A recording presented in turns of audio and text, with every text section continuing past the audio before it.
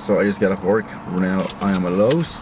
I'm gonna go buy some metal to make my own customized roof rack.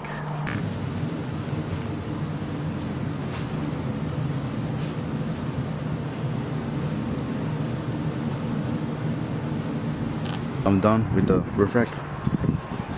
Welded it, painted it.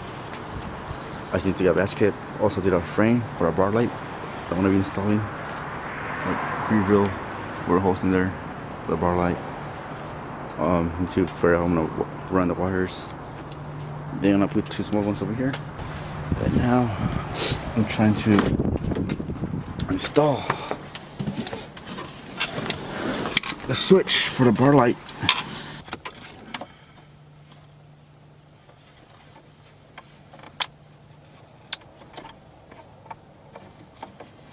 Right now it's dirty, but once I'm done hooking it up, I managed to get it wired right here without having to remove my stereo.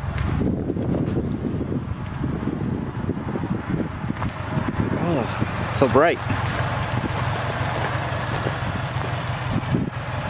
Yeah, dude, you're gonna fly through. The roof rack, I just need a basket.